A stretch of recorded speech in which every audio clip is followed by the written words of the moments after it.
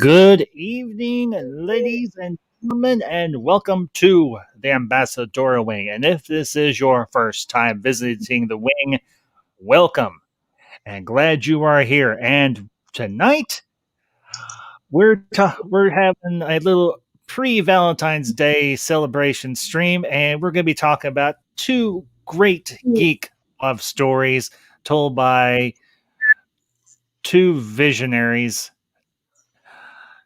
Robin Hood, Prince of Thieves, and Baz Luhrmann's Romeo and Juliet. And with me this evening, I have got my good friend, fellow ambassador, and Madam Geek herself, Alicia Victoria Parker, AVP. And Alicia, thank you for joining me again, ma'am. It is good to have you here.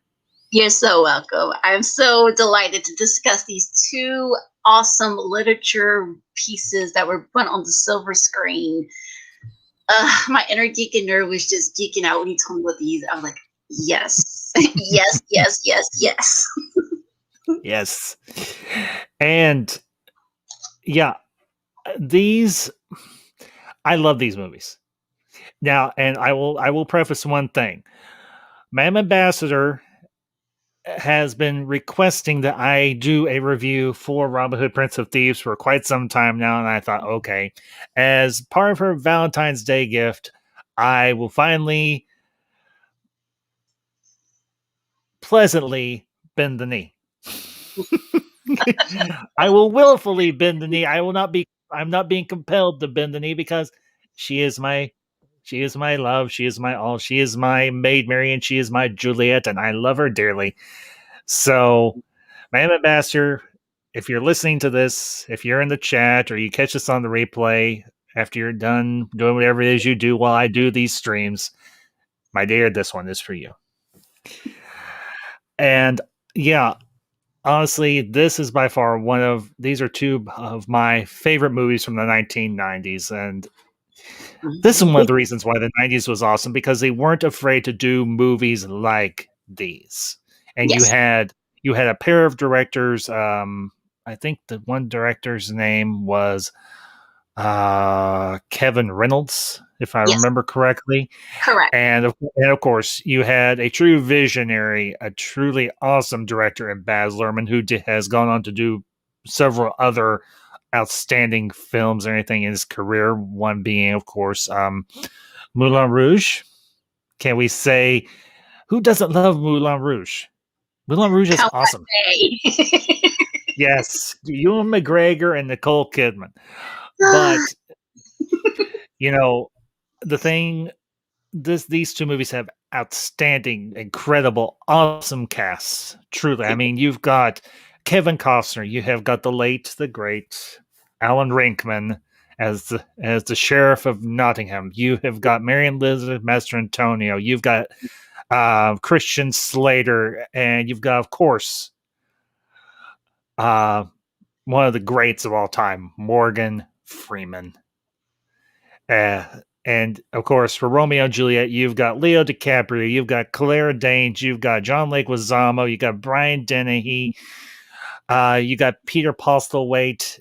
The cast for these two movies are just outstandingly incredible. Mm-hmm. And really quick to the chat, Neon Sci-Fi, yes, we are going to be discussing Robin Hood, Prince of Thieves tonight. So, and Neon, thank you as always for joining us. I appreciate it greatly. So, but I've kind of done my spiel. Alicia, I open the floor. Which of these two amazing films do you want to discuss first? I think I'll go in chronological order. So I will start with Robin Hood, because this story goes back, if I remember correctly, to the 15th century, I want to say.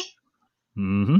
It's an old one. And basically, I've seen so many versions of Robin Hood. I've seen everything from Errol Flynn to the Disney animated one with Roger Miller, Phil Harrison. But this one, there's something special about seeing Kevin Costner as Robin Hood. Yes. And yeah, he's awesome. I mean, when I first saw this, I remember, you don't realize how popular this movie is until you hear the song, Everything I Would Do It For You. That is such a popular song that is still in pop culture today. Especially from the 90s, Brian Adams. Yeah. Mm-hmm. The reason Yeah, why I totally. say it's so popular is because I have an electronic keyboard, which I'm starting to come up with original compositions. And Awesome.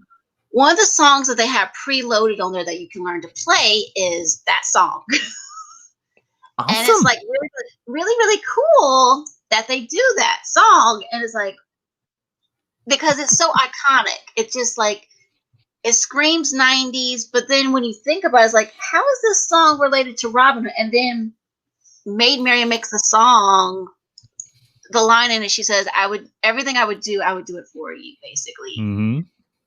Yeah. And at first it sounds kind of cheesy, but then you realize, you know what? She actually means it. She actually loves Robin with all of her heart, that she's willing to sacrifice her safety, sacrifice her home, and even almost her virtue at the very end of the movie. And Mm-hmm. she's willing to sacrifice it all just to save Robin's life. Because you Yeah. hear her screaming, you hear them in her voice when she's screaming, Robin, Robin, Robin. Mm-hmm. And this one about Robin Hood is like, I don't know how to describe it, but Robin Hood, he's always been a hero for me. I know there's always the debate, is he real, is he fiction? I think he was a real person, but maybe not by the name Robin Hood. And I'm glad that this version of Robin Hood addresses it, because I have a novelization of Robin Hood. And it discusses that Robin had noble birth. Many versions don't discuss that. They always tease it a little, but Mm-hmm. Robin did have noble birth.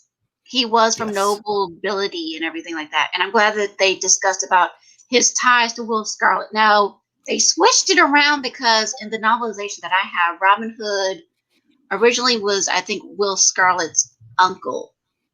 But Mm-hmm. they switched it around in this one a little bit. But I'm glad that they still kept that tie, that he was related. And I'm glad that, in case you guys don't know the novelization, basically in the novelization, Robin Hood became an outlaw by killing one of the sheriff's deer. Mm-hmm. And that was a big no-no. You don't do that. You don't kill the sheriff's deer, even if you are starving. But they teased it in this one a little bit. They switched it around and made it Little John's son who did the killing of the deer. Mm-hmm. And that was like a nice little homage to the original novel and everything like that of Robin Hood. And to see how Robin Hood met up with John Little, or as he's later known as Little John. Little John. Mm-hmm. And it's like, okay. And I'm glad that they tied in about Little John's wife, because we didn't know anything about his wife. We kind of figured he was married, but to see that she's a warrior in her own right. She's Mm-hmm. saying, nope, I gave birth to 8 children. I'm going to kick butt. Yes. Well, and you know, and that was one of the great things about this movie is the women could kick as much ass as the guys could.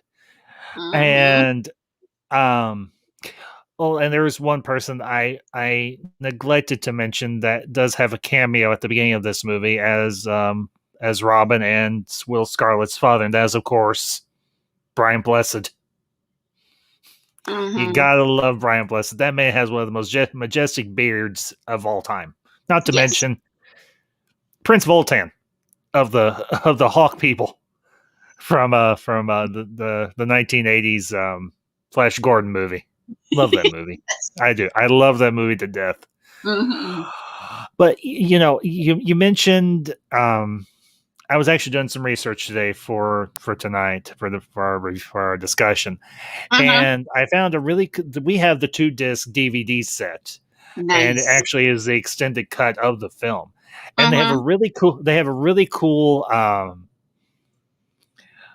uh making of that was Mm-hmm. actually hosted by Pierce Brosnan. It was broadcast on TV. Oh, wow. Yeah.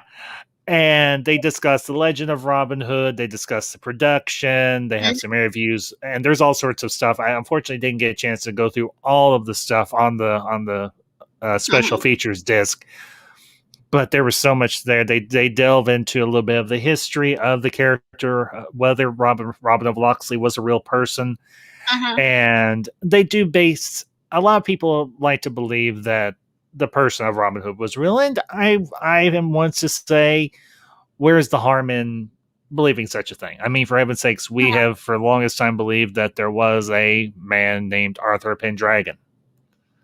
Yeah. King Arthur. And we've Mm-hmm. done so many variations on the Arthurian legend, and I'm just waiting for the next one that they'll do eventually, which I'm sure they will. Oh yeah. It's just a question. It's just a question. Well, they kind of did one, but oh man, was it bad? Came out just I think like 2 or 3 years ago, and it bombed. It bombed hard at the Mm-hmm. box office. Yes. But I like you, Alicia. I grew up watching the old Errol Flynn, um, the Adventures of Robin Hood with Basil Rathbone and Mhm. what's his name? What's his name? What's his name? Oh, Invisible Man, Invisible Man. What was his name? Mm. I'm dying. I'm killing myself here. Not I don't literally. remember playing myself. Oh, for crying out loud! I know the name of this actor.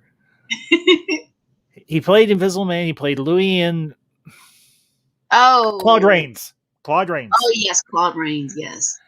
played Yes. Yes. played Prince John, and the Robin Hood with Errol Flynn. And of course, you have an equally excellent villain, or in terms of Alan Rinkman as the Sheriff of Nottingham. Oh my Mm-hmm. gosh! I'm Oh going yeah. to cut your heart out with a spoon.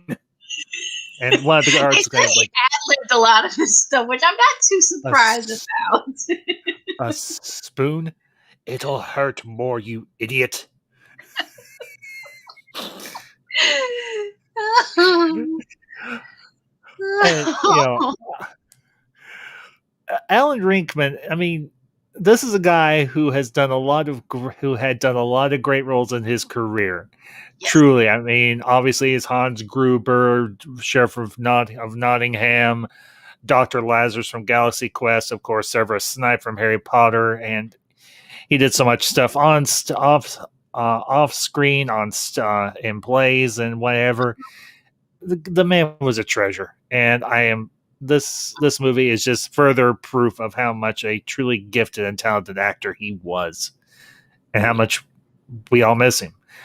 Mm-hmm. But one of the things about this movie that they talked about, that I really enjoyed, and I going back and watching it, they tried to make it more authentic to anything that had been done before, because obviously we have the parody of well, as on Sci-Fi said, I'm more of a Men in Tights fan, and hey, you know what, I love Robin Hood Men in Tights. I love Mel That was Brooks's films. cute. That was cute. I That have was cute. I have talked about them several times on this channel. Mm-hmm.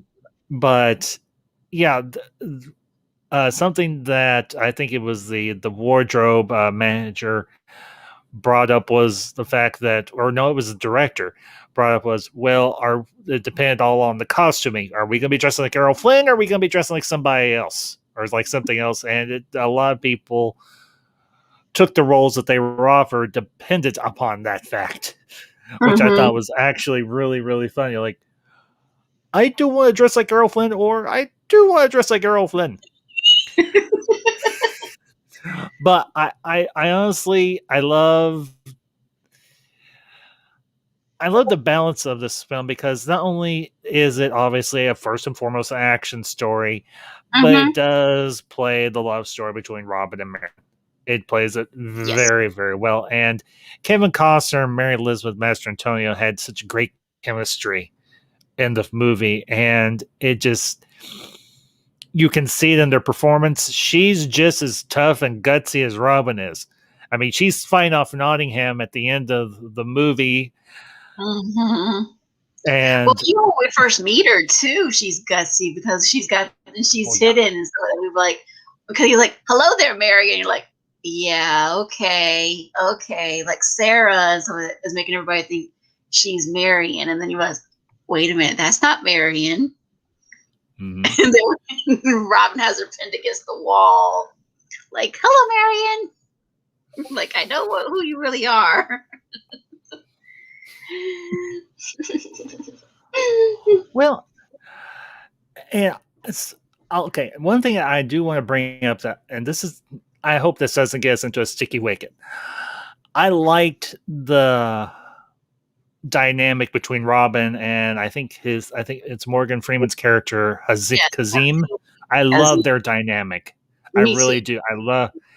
The fact that we actually meet them in during the Crusades when Robin and Kazim are both in prison. Mhm. And I love the fact that there is a mutual respect there, despite the difference in religious background. Let's put it that way, or cultural Mhm. background. Yeah, and racial, yeah, too, with That both. too. Yeah. And you really see that come through, especially when Friar Tuck is introduced. Oh, yes. And you have a bit of headbutting, particularly with when Kazim rescues or helps with Little John's wife's delivery, Yes. and that right there was the turning point for the dynamic between Kazim and Friar Tuck, because obviously Friar Tuck is a Catholic friar.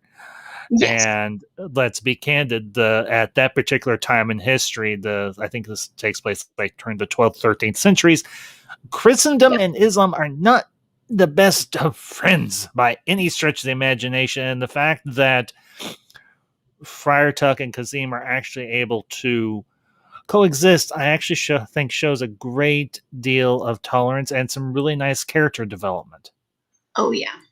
Oh, yeah. So, Oh, yeah, for sure. I mean, just like one of the children asked him, he says, "Why are you the way you are?" He said, "Why did God make you the way he says?" And then he just, he gives her an answer and it's like so profound. You're like, wow, wow. He breaks it down even for a child to understand it. And the children mhm, love and respect.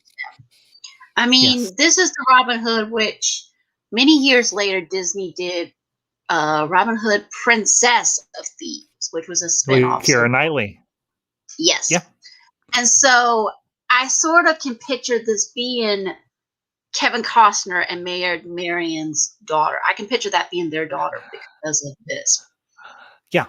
And I think that's kind of I think that was done somewhat unintentionally because of the design aesthetic.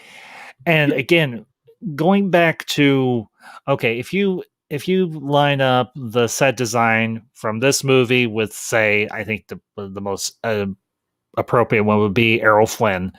Correct. The production design was very starkly different. I mean, there's Mhm. for the 1930s, for Technicolor, for Errol Flynn and all the other people that were involved with that movie, they did a good job. Yes. But I think what they did with Robin Hood, Prince of Thieves was they tried to be historically accurate Hmm. because they were trying to tell a more authentic story, in a manner of speaking. Right. And honestly, that was something that I very much appreciated. Now, Hmm. I didn't get this came out in 91. I was in junior high when this came out. Or I was Okay. getting ready to yeah, 91, I was getting ready to go into junior high.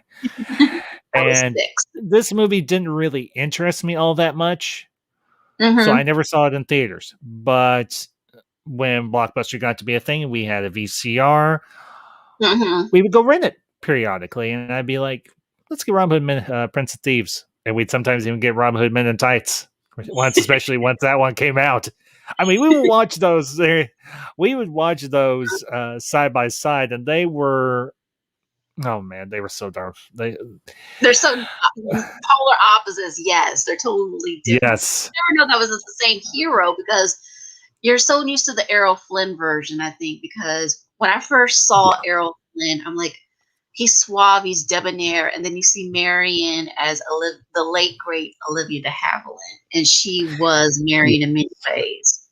But then when we see the yes, Kevin Costner, when we see a grittier version of those ones hmm, that Errol Flynn and Olivia did, and it's like yeah, it's jumped from that time period, like you said, from the 30s. I think it was the 30s or the 40s, and it jumps 30s. to I'm pretty sure.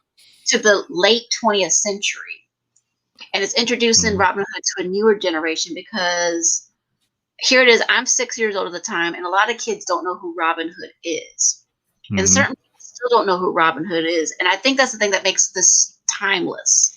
Robin Hood is Yes. basically a story that goes on from generation to generation, and every couple of years, I want to say maybe 5 years or so, that they're coming out with a Hmm. new Robin Hood story. to introduce people to who Robin Mhm. Hood was. That he was, yes, he's a legend, but this is why he's a legend.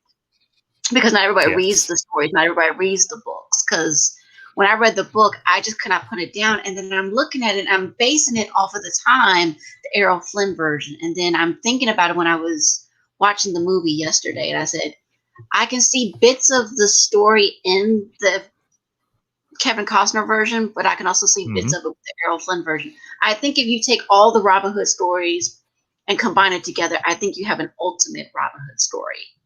So this one is the closest, I would say, that's to the actual Robin Hood book.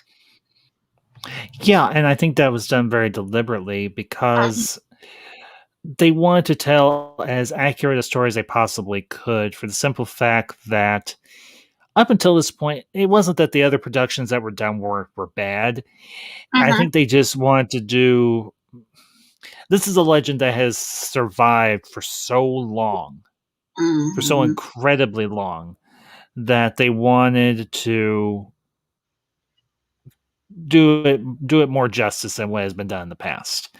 And right. honestly, for me, I think that was a great thing. I really do. I think that was a great thing because Robin Hood has been in our cultural lexicon or our cultural memory for forever.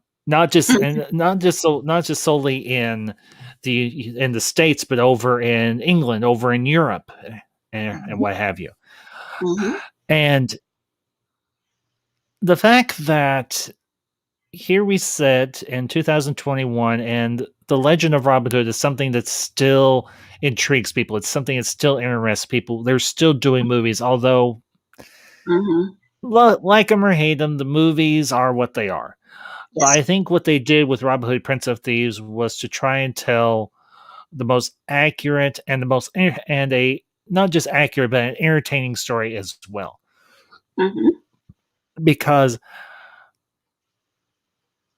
this is a character that we on certain levels can identify with. He was very noble. He was a nobleman, but he mhm, was a nobleman that lost a lot because, well, as you mentioned, he committed a crime.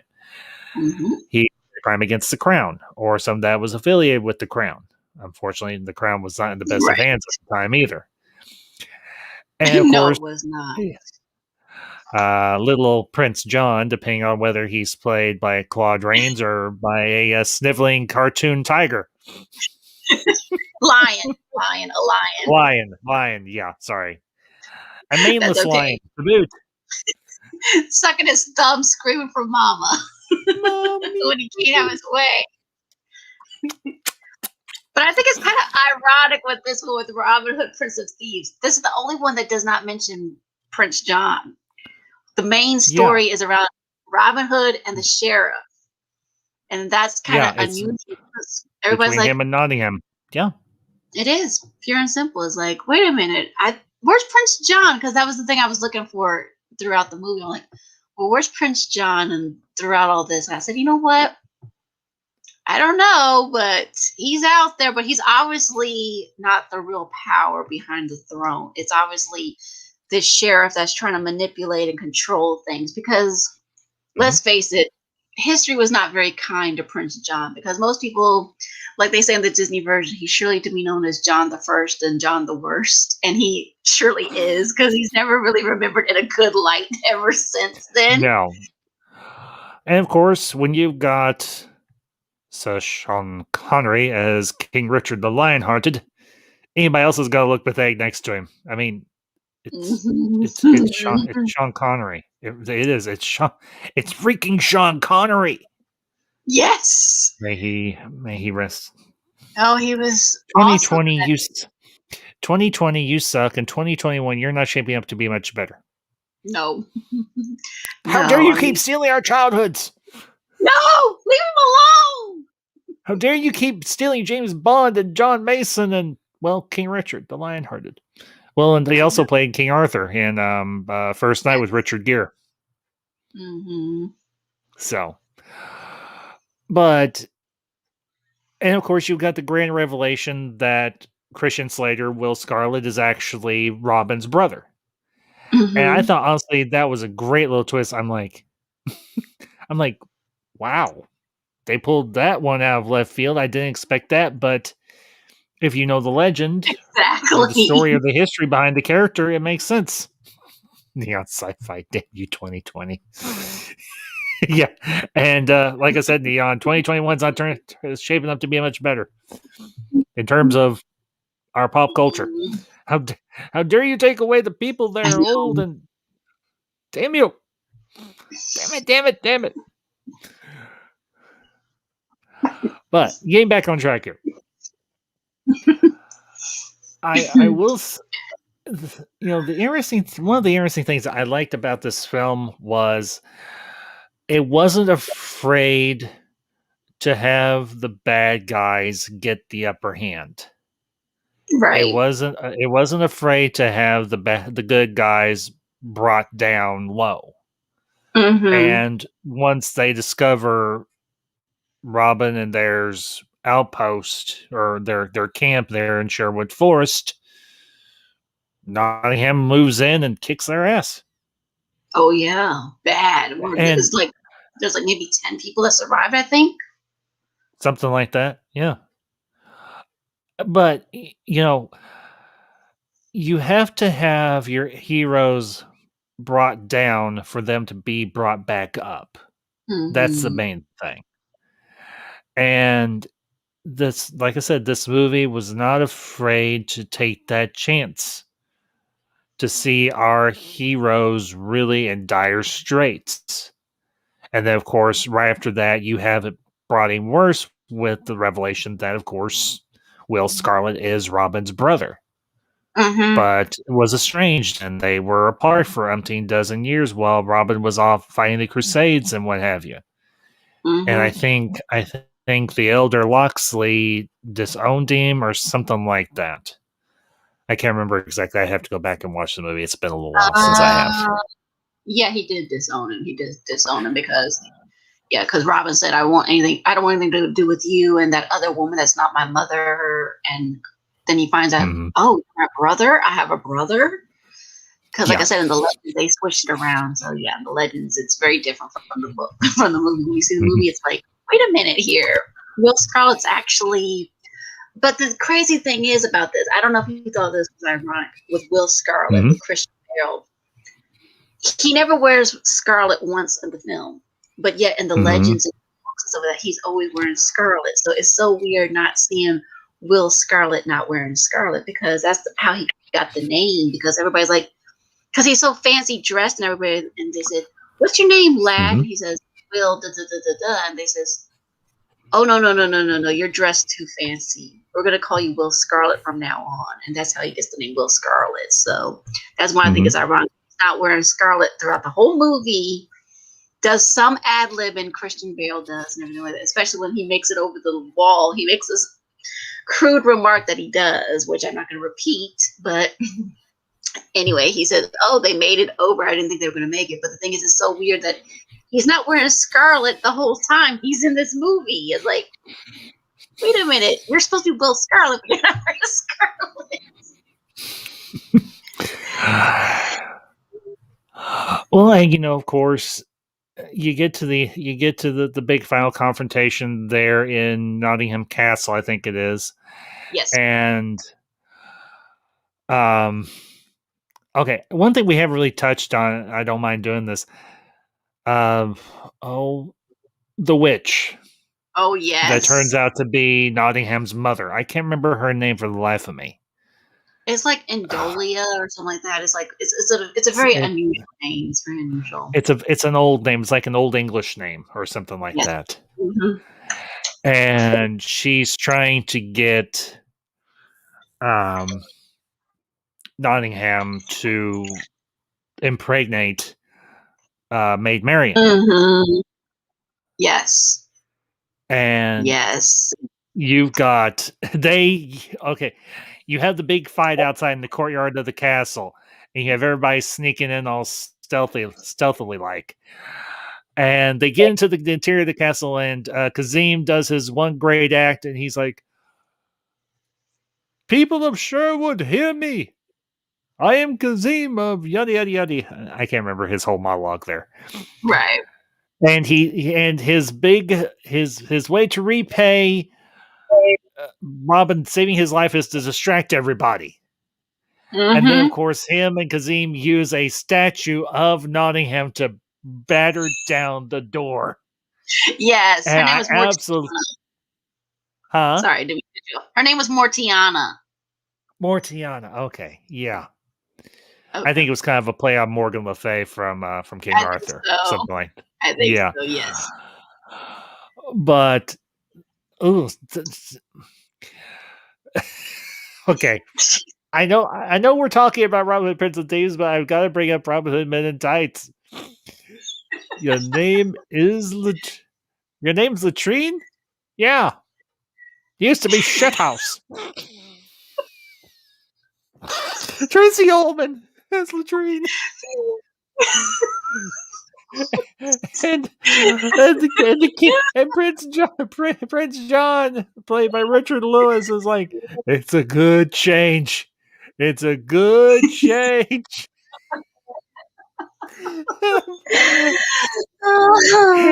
That's Mel Brooks. Yes, That was he's his humor, awesome. and oh man, it's gonna suck when he goes, and you just know 2021's gonna take him too. I'm like, no, Oh just give no. us one more year. Give us one more year to appreciate him while he's alive. Give us one more Let's year just with. freeze him in the vault for a little bit. Like Betty White, leave them alone. Yeah, Leave our I legends alone. think I think Betty White's immortal. I I do. hope I she. think Betty White is some sort. She's like, okay. I know there are like jokes. There are going to be two things that survive the nuclear holocaust, or three things: Twinkies, cockroaches, and Betty White. Oh yes. I'm serious. I think those are the three things that are going to survive any nuclear holocaust. Okay, maybe four things. Four things that are going to survive a nuclear holocaust: Twinkies, cockroaches, Betty White, and Keith Richards. And good music. He's gonna be standing near the one of the shockwaves and go. He's gonna have a cigarette and he's gonna be like, "Whoa, the colors." And then who knows, he might start singing. And everything I do it for you.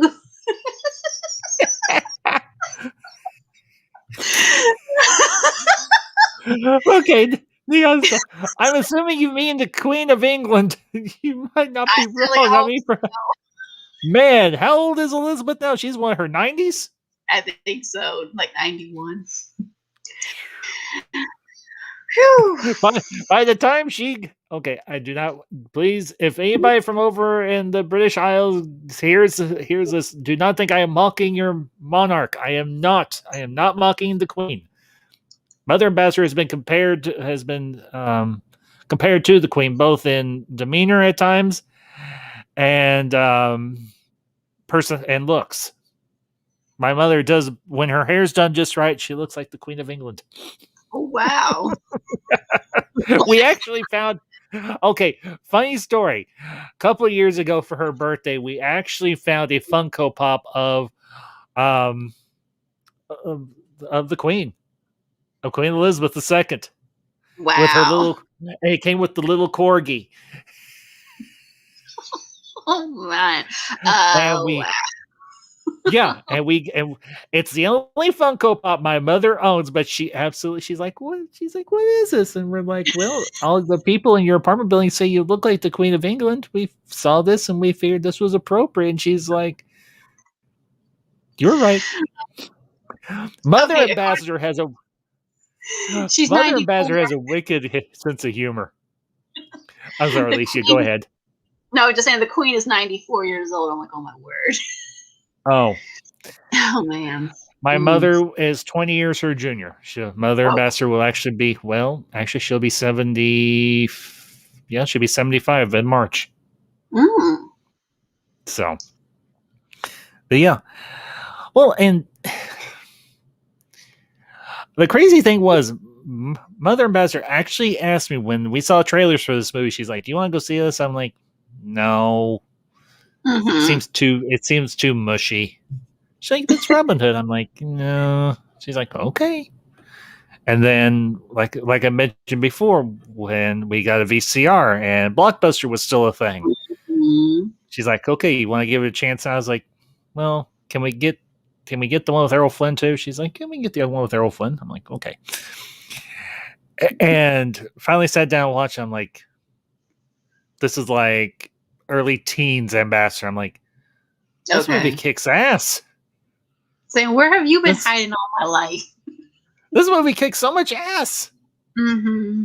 Yeah, I'm it like, does. it's so, but It, you know, but yeah, I love it's.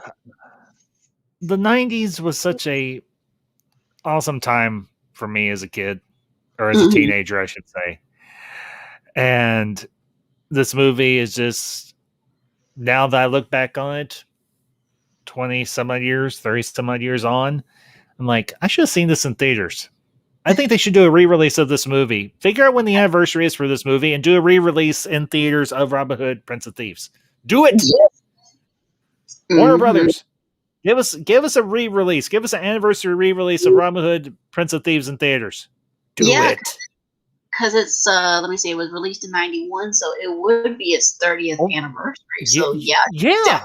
definitely 91 to 21. Yeah, 30 years. So do come it. on. Do Make it. 2021 with the best movie Do ever. do it. Do Release it, the Warner Brothers. Give us Robin Hood back in theaters. Do it. please. Do if you do anything good this year, do that. Well, they're doing a lot of good this year. I mean, Snyder Cut. Okay, Snyder Cut. And they've got a lot of good movies coming out. They're finally going to be releasing Dune, I think, in a few months or later this year. So, hey, Dune, right on. Yay.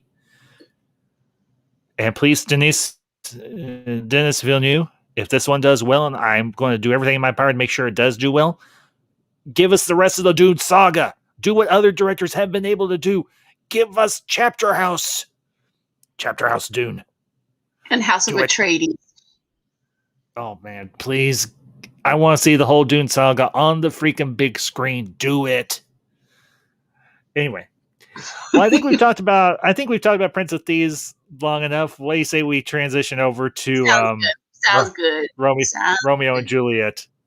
A rose Oh by my! any other name would be as sweet, but in this case, a name by any other name would be Romeo and Juliet. Oh, okay. I actually did go see this in theaters. I was in high school when this came out. I think I was like a sophomore in high school, and I saw it in Mhm. theaters. But then we watched it on VHS my senior year in I think it was for a literature class because we were Okay. studying Shakespeare at the time. Mm-hmm. And we were sitting there watching it, and we were like, we had the best dang teacher. Awesome, awesome, awesome teacher and everything. There was like 4 or 5 English teachers at my high school that specialized in different areas of literature. Mm-hmm. 3 of them everybody loved. One of them everybody despised. She was a complete and utter bitch. Complete and even the other teachers could not stand her. I had a teacher like that in elementary school. Oh man, Not even the bus drivers like this she. person. Mm. But my senior year of high school, we got our teacher got Baz Luhrmann's Romeo and Juliet, Mm-hmm. and of course it had Leo DiCaprio, Claire Danes, everybody I've mentioned before. But I was like, oh, Claire Danes, she's cute.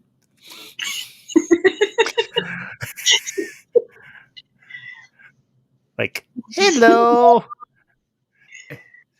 Okay, I was 18 and I was like, she's a cutie.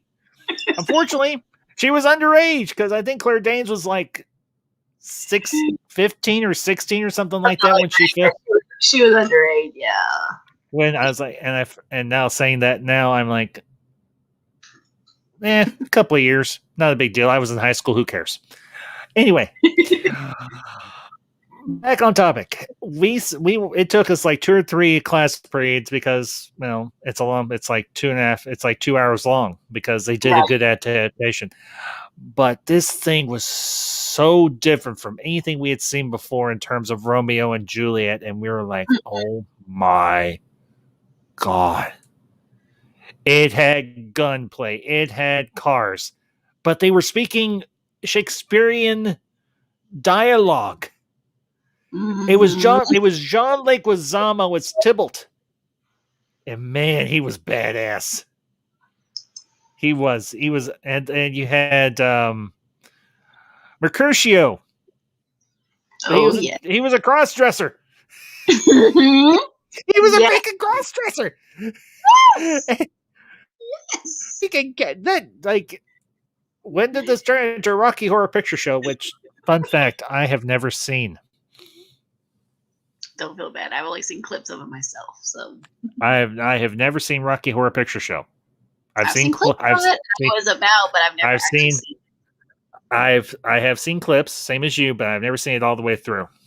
And somebody's gonna pop into the comments or after this is over and be like, "Do a watch party." You've never seen Rocky Horror Picture Show? Nope, never seen it. Mm-hmm. Ooh, that'd be a good one for the when I hit 400. Discuss that one. Mm-hmm. Because that's a good musical. Oh yeah. But this version of Romeo and Juliet was so different. Mm-hmm. But it was a really good. It was a good adaptation. Of course, it was Baz Luhrmann, so it's gonna have that Baz Luhrmann flair. And oh my gosh, that guy knows how to do flair. He does, and he does flair well. Mm-hmm. Uh-oh. I think we broke Neon Sci-Fi. He's like, what? I'm sorry, Neon. There are movies I have never seen. Don't spread the word. Ambassador has never seen Rocky Horror Picture Show. I'll tell you what. We get to when I hit 400 subscribers, we'll do a. We're gonna. I've got a plan in mind. I've got a plan in mind for when I hit 400 subscribers. When I hit 400 subscribers, I'm going to do a musical review stream. We're going to talk like modern musicals like Moulin Rouge and Chicago and Rocky Horror Picture Show. But to cap it all off, I will get me to 400. We'll get to 400 and I will do a Rocky Horror Picture Show watch party. Nice. So we'll do subscribe so this can happen. Make it happen. We'll discuss some great musicals of the past, and we'll talk about more of the modern era because I don't do Sound of Music. I'm probably gonna catch some flack for this. I don't like the Sound of Music, but I have good reason. I was made to watch it in school, and every time it was on TV, my mother and grandmother ambassador would make me watch it. I'd be like, can I go to my room, please? I don't like this movie. See, I love all musicals. I've seen so many. It's, oh my word. Yeah. I'm starting to geek out over musicals. Sorry, guys, but I just love it all. Neon Sci-Fi, no. I have heard about those. Believe it or not. Okay, we will get back to Romeo and Juliet here in just a minute, folks, but I used to work at McDonald's. I used to work third shift. And people would come in and I'd be like, you've been to see Rocky Horror Picture Show, haven't you? And they'd be like, how'd you know? I'm like, the guy next to you is dressed like Dr. Frankenfooter.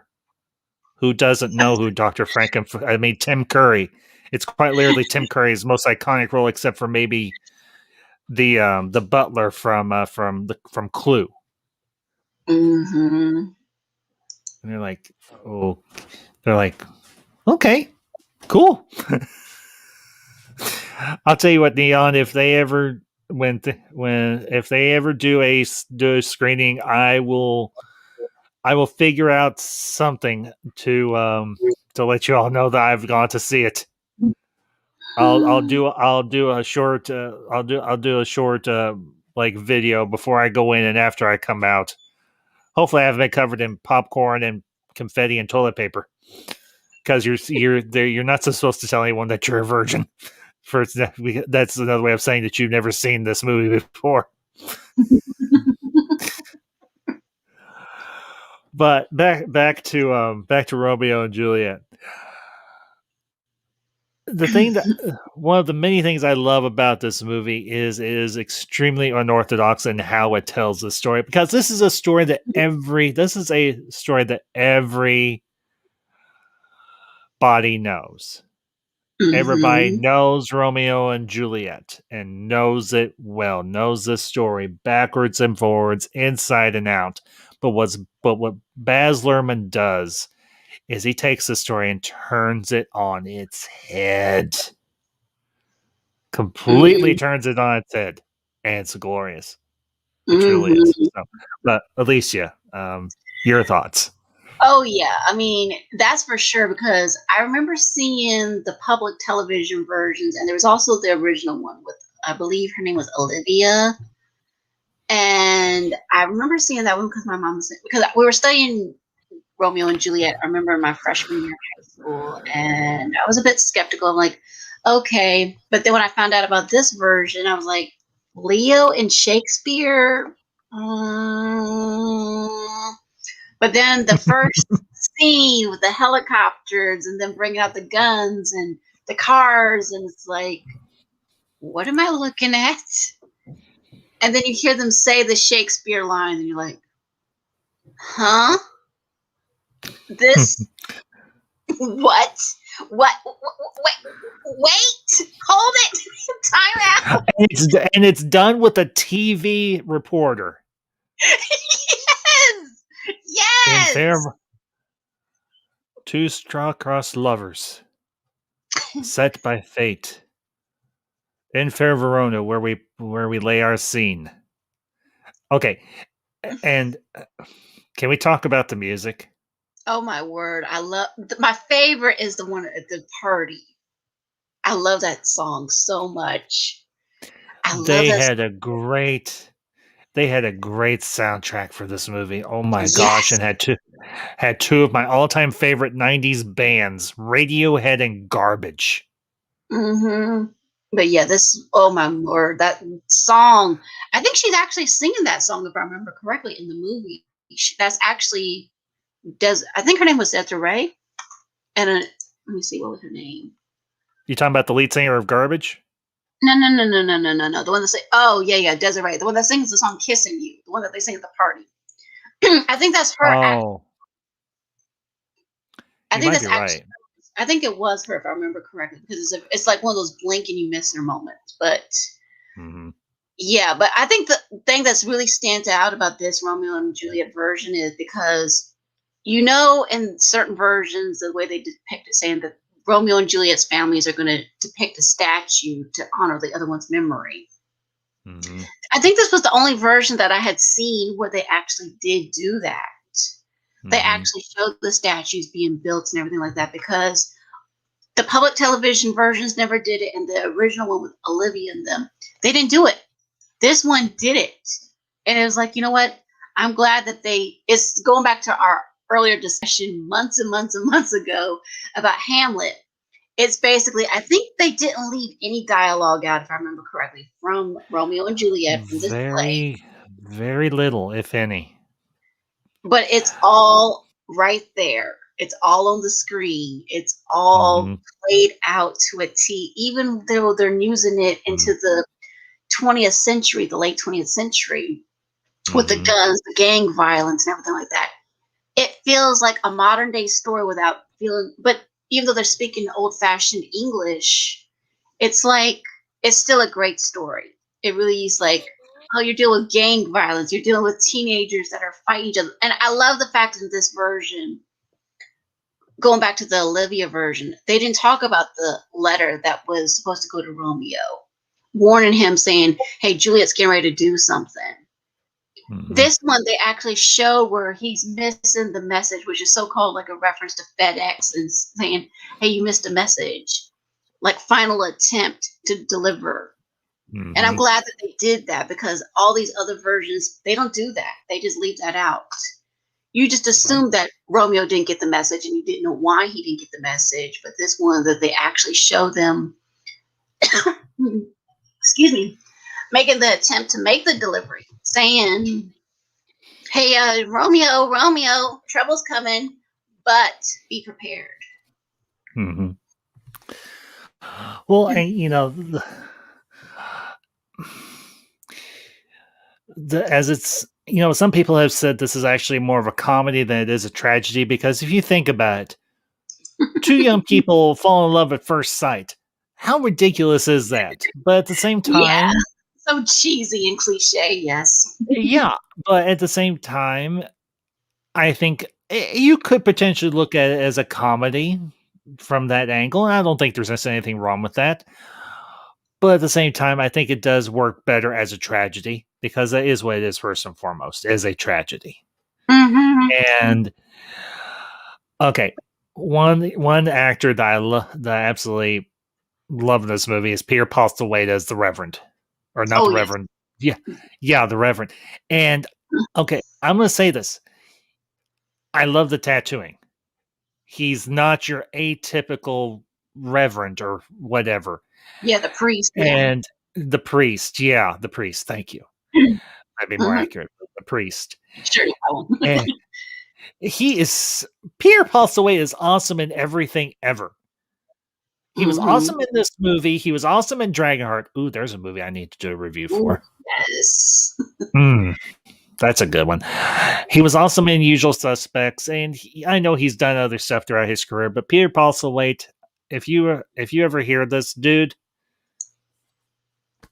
respect, man, respect and fire because you bring it. You bring both. You bring respect to the roles you do, and you do them with fire. You do them with passion. Mm-hmm. Excuse me. Mm-hmm. But okay, I've got to geek out for a minute here, so please forgive me, Alicia. No, it's your Kind of street. going Go ahead and geek out. the music for this movie, particularly number one, "Crushed by Garbage," with Shirley Manson as the lead singer. I remember watching the music video, and there's actually a comment that says, "You need a cigarette after the first after this video is over," Oh yeah. because it is so. Mm. Shirley Manson, at one point in my life as a teenager, she's right up there with Amy Lee. Mm-hmm. I love they're both like alt rock queens to me. If I could ever meet two singers in my life, or if I could meet like three female singers in my life, it would be these three: Joan Jett, Amy Lee, and Shirley Manson. Oh yeah. But Shirley Manson's vocals on Number One Crush, oh my freaking forgive me, God.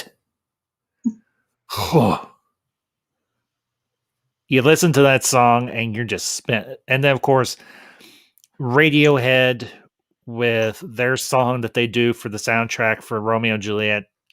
Mm-hmm. Mm, it is just like it's like a pulse that just runs through you. I would say one of the highlights of this movie is truly the music. Mm-hmm. Really. Not to mention, I mean, like I've mentioned a dozen times already, Baz Luhrmann, he's known for his musicals, his really avant-garde, very unique, very different cinematic style. And Romeo and Juliet is just a prime example of it because obviously this is not, although it does have a musical number in it, particularly at the party at the Capulet's house. Right. Oh my gosh, I love that mansion. I love it. I love it. I love it. Yes. I Yes.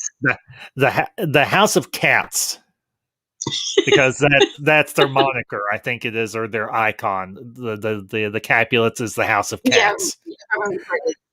Mm-hmm. Oh, okay. And can we mention one thing that we really haven't talked about? Jamie Kennedy is actually one of the guys at the beginning of the gas station. Yes, Did you he ever catch that? is. Yeah, I Jamie did because I'm Kennedy. like, wait a minute, he's supposed to be a comedic kind of actor kind of guy because he didn't really act, but he did a lot of these Hmm. punked kind of shows before Ashton Kutcher did them, and it was like, Yeah. what? Jamie Kennedy in a huh? Because I had to do a double take, and I looked at it, I said, wait a minute, that oh Hmm. Wait a minute, that's Randy from Scream. Although, well, wait a minute. I think didn't this come out the same year as Scream, the first one? um sounds about right. Sounds about right. I think so. I'm pretty sure because I love Ray. Or they're pretty close Jamie. to. They're pretty, let me see. They might be a year apart, About the same maybe. year.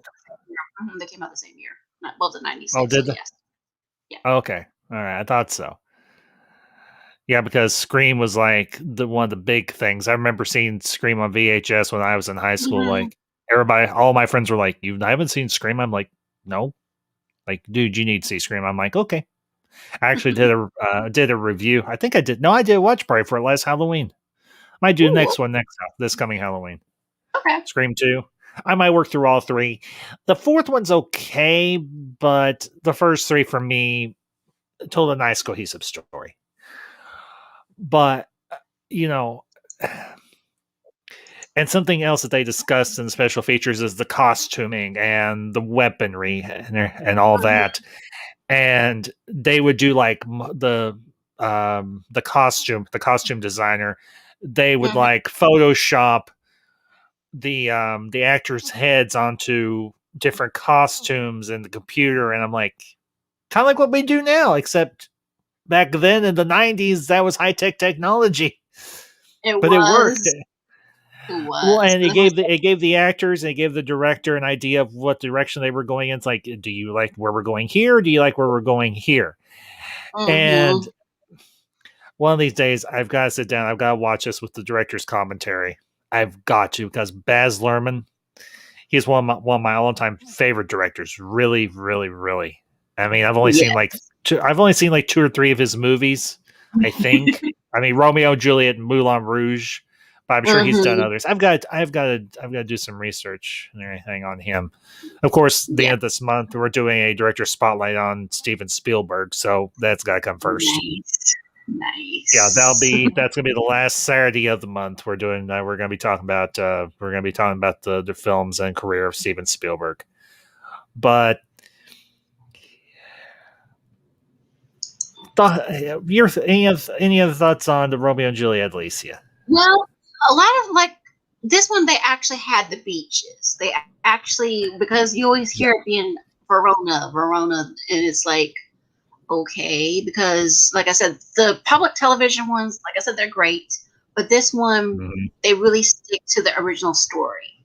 They stick to the fact that it's a beach. They stick to the fact that there is this person that's trying to tell him, stop fighting Montague, stop fighting Capulets, give it up. And Oh he sort of yeah, tells,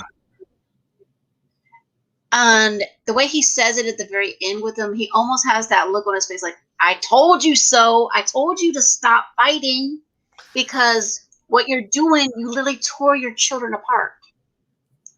And now you yeah. have to live with that knowing you did that. The And captain it's of the like, guard of for the city of Verona, I think it is. exactly. His name was like, but they call him like the prince in the actual play. And he's telling him, Um, stop fighting, you guys.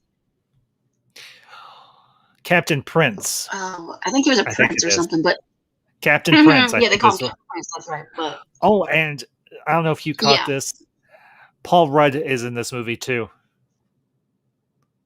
Ant Man, okay, Scott Lang, yeah. Paul Rudd is in this movie.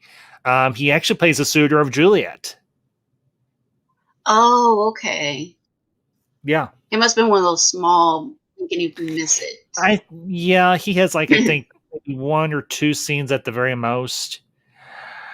And okay, something something else Hmm. that I really liked about is the fact that we are introduced to Romeo right off the bat. Obviously, they keep to the structure of this movie pretty good. So it's Hmm. it's it's it's really impressive the fact that they keep the pacing from the stage play that Shakespeare wrote in a cinematic format, and it works. Mm-hmm. They were able to adapt this very, very well for the big screen. So Right. Exactly. I mean, the music's great, the casting's great, the scenery's great. I mean, I could put this movie on now and still enjoy it even now because there's something special about this movie. It really is. I mean, it's like it's Shakespeare, but it doesn't feel like Shakespeare. It's like Shakespeare modernized, you might say. And it's it's like like punk rock it's so Shakespeare. awesome that they do it because Oh, yeah, it's like it's a like a punk rock opera kind of play. or it's like what's the word I'm looking for? Um it's almost like an alternative rock musical, but it's Romeo and Mm-hmm. Juliet because a lot of the bands are alternative rock bands that they use Right. for the soundtrack. I mean, I've named a couple. I'm sure Mm-hmm. there's more, Exactly. but that's one of the Yeah, there was a lot of them. really, There was yeah. I think there's so actually, many. I think Madame Ambassador actually has a soundtrack to this movie. Maybe I should have let her. She offered to let me borrow it for the stream. Maybe I should have said, "Yeah, Ooh. sure." Madame Ambassador has good taste in music. Just saying. She's got the soundtrack for this. I And think she's got the this soundtrack one's for definitely Rock. worth listening to. It's definitely worth listening Absolutely. Yeah. Absolutely. So, anyway. Oh, to. well, dang. But yeah, this movie it's great. It's really, really great. It really is. And I think this is It's a because this movie took place just before Titanic. So say yeah, one this more is what time. helped launch Leo's career. Oh yeah. Leo made the movie Titanic a couple months after this. And so for him to do so many awesome movies all around the same time frame, it's like, what can this guy not do? It Well, he basically finally made got his Oscar Leo a for name Revenant. where people had probably seen, and which it was well deserved. He deserved so many Oscars before this, but now they're finally giving it to him. But yeah, a little late than never. But Well, but he's yeah, I mean, once it's like upon a it's time in crazy Hollywood. because Mm-hmm.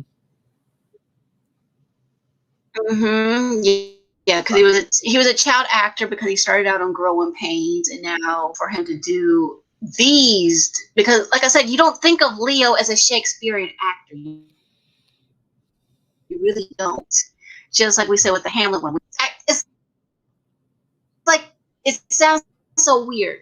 Leonardo DiCaprio, Shakespeare. No, you don't put them together. But this guy who directed this film is like, no, I see some potential here. Trust my vision. And it's like, Mm-hmm. okay. And then when you start watching it, you don't realize that the movie goes on as long as it does. You really, for me, it's just like watching this for 2 hours. I'm like, you mean this movie's almost over? This movie's what? It's like crazy. Yeah. So much happens and it happens so quickly. Is like, Yeah. ow. Well, and the chemistry between him and Claire Danes was excellent. I mean, they really sold the love Mhm. story. They really sold the passion and the love that the two care that Romeo and Juliet have. I would say honestly, this is one of the best screen adaptations of Romeo and Juliet that exists. I mean, I would put DiCaprio and Danes's performances up there with just about anybody else. Maybe even Olivier, if you want. If you want to go that far, Mhm. I don't mind going that far. Oh I yeah. don't mind going Oh, there. oh yeah. I'm the ambassador of going there. Hmm. So, but yeah, hell, once I'm done here, probably sometime this weekend, me and Madam Ambassador, probably we may sit down and watch these. We'll watch them both. So, but yeah. Oh yeah. They're worth watching. So yes. Mhm. they're a great set of movies for a geek couple to curl up next to each other with a bucket of popcorn, a couple of cold ones, wherever those cold ones may be, and just have a good movie night, have a good Mhm. Valentine's movie night in. So, uh, Oh yeah. well, Alicia, I think we've pretty much covered both of these. And wow, where has the time gone? Yes.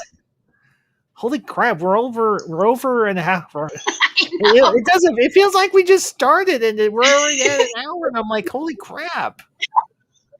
But you know, I I know. always love. Time I love. flies. I love having you on. You're always a great guest. You're always so insightful and so funny and witty and just you're a great lady, a great friend, and thank you for joining me tonight. I'm I guess like all the things I just said. It's always a pleasure to have you on.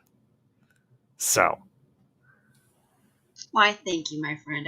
I enjoy my time here. I really do. I can geek out and nerd out Mhm. and share so much and hear what you have to say. Like I said, I've seen these movies, but to hear from someone else's perspective, like, okay, what does Ambassador think? What does Ambassador think of that one? So Mhm. thank you for having me, my friend. Always. You always have a open spot anytime you want to come in. You know that. So before we close out, why don't you plug your Well, thank channel you. and tell all the good people, all the awesome people where they can find you and the projects you've got coming up. Gotcha. All right. Well, I am on Twitter. I'm on YouTube. I do a little bit of everything really on my channel. Right now, the last thing I did on my channel was some watch parties. Mm. Probably in a few weeks, I'll probably do another watch party for Orville. I may do one for the movie Hook, one of my favorite Oh, Spielberg movie. I may do oh, one for might do one for Phantom of the Opera. There's so many I want to do, but oh, but yeah, I mean, yeah, there's so much I want to do on my channel, but yeah, I'm still brainstorming what I want to do right now on my channel. Right now, I'm just doing some original compositions on my keyboard. I'm trying to get back into my music. I love my music, and I'm trying to type up so many writings that I have. So yeah, but like I said, I do a little bit of everything on my channel. Check me out under mhm. my name, Alicia Victoria Parker, and I will look forward to seeing you guys on my streams. You guys are more than Yes. welcome. Everyone is welcome there, and just get ready to have a good time. Yes. Yeah, folks, for those of you that are watching this live and those of you who catch us on the replay, go subscribe to this awesome lady. And if you have a channel of your own, have her on as a guest. She freaking rocks. Just saying. This lady over here, to my left, your right, freaking rocks. So, well, as for me, this is the start of a busy weekend. I've got obviously this stream, and then tomorrow I'll be back tomorrow afternoon at 12 with the Truth 31, Gucci Hepcat, and Classic Comics as we continue our review of Batman the Animated Series. That'll be at 12 p.m. And then I'll also have Friday is my B&B, Batman and Babylon 5, and we'll be reviewing the Babylon 5 Season 3 episode, Passing Through Gethsemane. And then Saturday night, starting at 6:30, I'll be doing a review of the latest episode of WandaVision, and then we'll be switching over to Twitch, and we'll be watching Man of Steel, Zack Snyder's one of Zack Snyder's many masterpieces, Man of Steel, in preparation for the release of his Justice League coming up next month. And I might may I might pop on either Sunday or Monday because I actually have a 3-day weekend technically. Although Mm. I do have to work a little bit on Saturday and Sunday, but I might pop on either Sunday or Monday and do an extra stream and just we'll do some catch up. We'll talk about some stuff and just kind of have an open discussion about things. So, but I'll keep you all in the loop on that. And of course, I want to thank everyone who tuned in tonight. I hope you all enjoyed the stream. Those of you that caught this live and those of you that'll catch us on the replay. So, but that all being said, folks, you all have a great night, and of course, Happy Valentine's Day to those of you that have honey, and if you don't, well, happy Single Awareness Day. So, but I will catch you all later. And until next time, these are the ambassadors signing off.